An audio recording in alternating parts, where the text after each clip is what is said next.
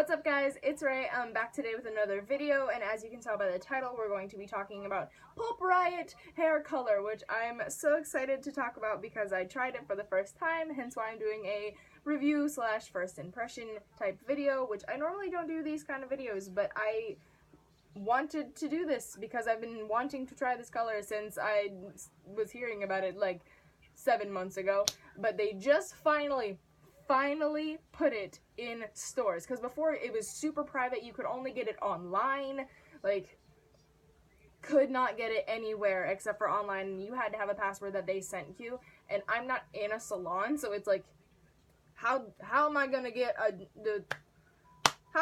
password? Anyway, they put it in salon-centric stores, which is great, and I have one right down the street from me, so I was able to go get it and use the color.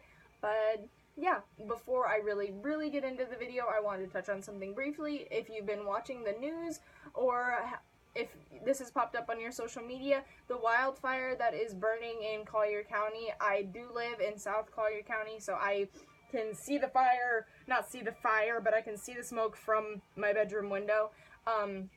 It's much better now. It's 70% contained, and we are, I think, because they evacuated a lot of Naples, they are letting them come back now, which is great, and they don't have any roads shut down anymore as far as I know. Like, they had to shut down the interstate, they had to shut down the main road that runs through, like, one of the main roads through Naples. It sucked.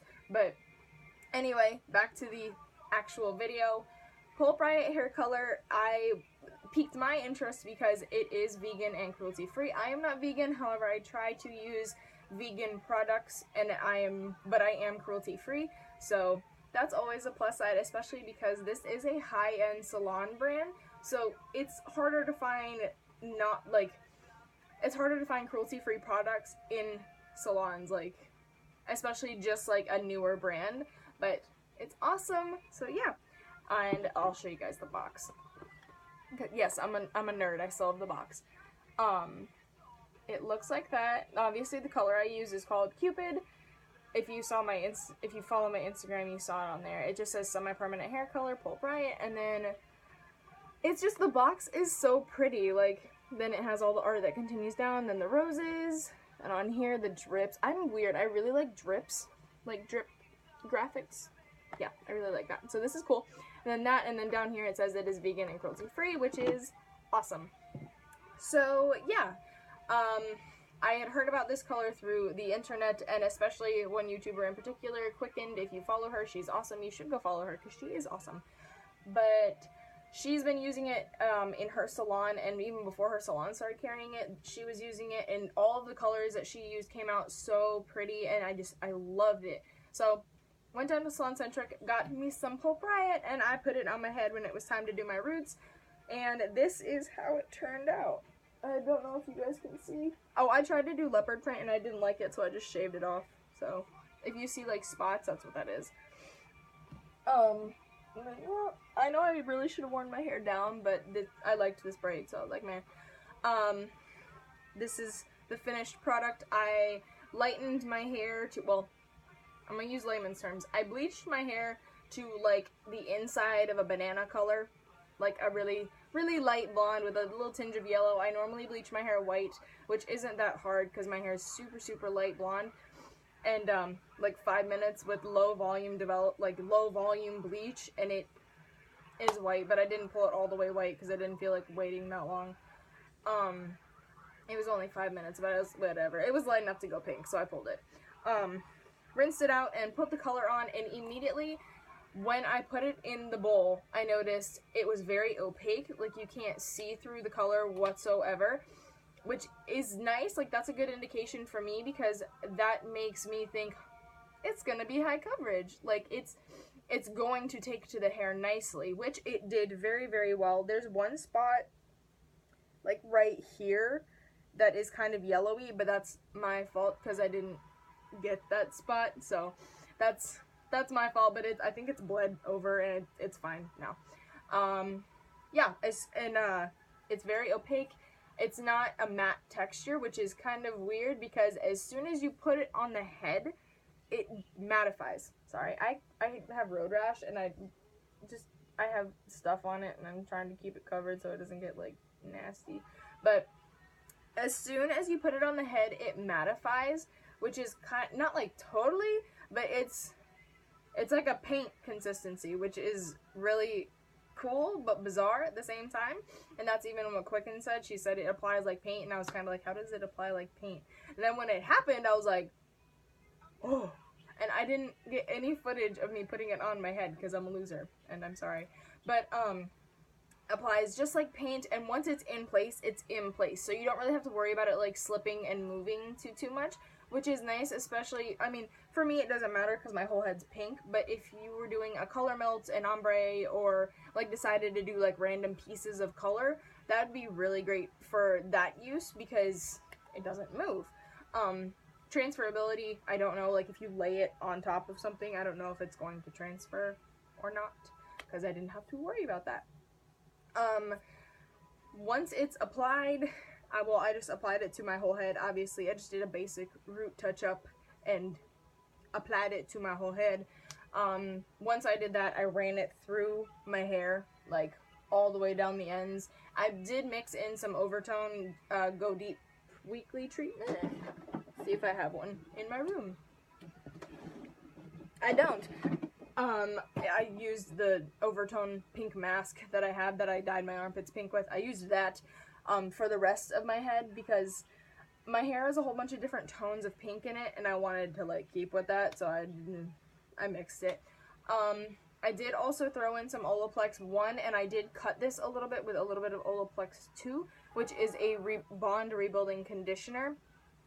So, because it is pink. It's like pink, and I saw it and I was like, I saw the swatch in Saloncentric and I was like, oh Lord, oh Lord. But I didn't buy any of their white diluter. I don't know why, because I have stuff at home. But did that. I let it sit. I usually let my color sit for about an hour, which I did. I let it sit. I let it sit for an hour. Just put a cap on my head, rinse it out with, they do recommend that you rinse it out with cold water, but that's really the, a little tidbit for any fashion colors, like any of these kind of colors. If you want to have funky hair, you really should use cold water, but I normally don't, but I wanted to listen to their instructions just to see, yeah. I did rinse with cold water, however, I shampooed and conditioned with not hot, but warm, comfortable water, and it was fine. It didn't bleed too bad. I mean, I was rinsing color off my head, so of course it bled, but like afterward it wasn't that bad. Like there's the color I was using previously, the Goldwell Illumine color, when my hair was wet, but it wasn't like sopping wet, but it was just like kind of running, like dripping on my like body, it would be like super hot pink like dribbles, and I'm like, I don't like this. This doesn't do that, and I've only washed it once since I colored it, and it didn't fade really at all. It did bleed in the shower, which is fine, but it didn't, because I use white towels when I wash my hair too, and with every other color I've used, it transferred severely onto the towel. It was like, oh.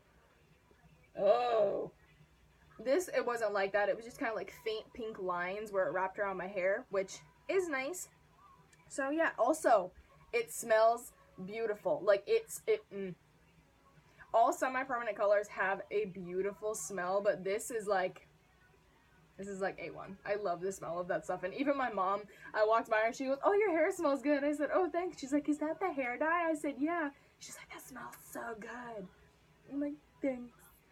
But yeah, like I said, this is only wash number 1 afterward, but I don't see it fading bad at all. So, but I mean, in my next videos, you guys will see how it fades.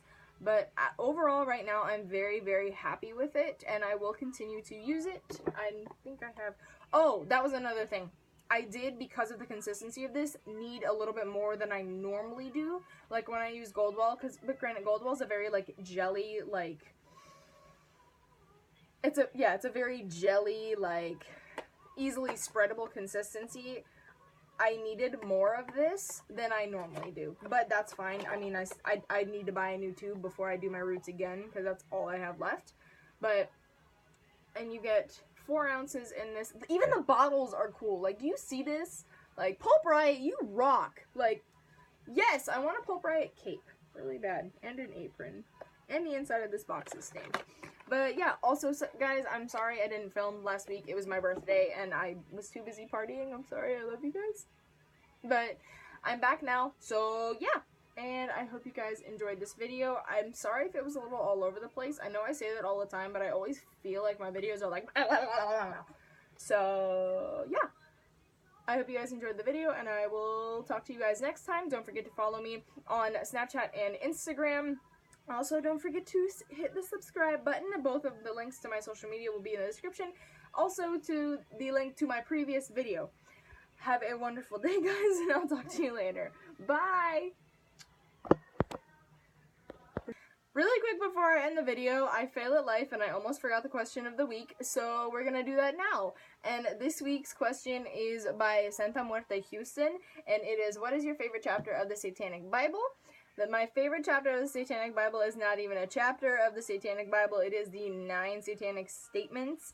I will say this again, I did in my Satanic Bible video, I'm not a Satanist. My boyfriend doesn't say he is one, but he does practice some of the morals in the Satanic Bible. So neither of us are Satanists. However, he has the book for we both have it for educational reasons, but he follows the moral code. But yeah, my favorite chapter in the book is the 9 Satanic Statements, because that really is sets the moral code of the church and of the book. But yeah, I can't really go into it more than that because I haven't read too much into the book, but I've read the statements many times and I really do love them. And yeah, that's all I really have to say about that. So yeah, have a good day, guys. Bye!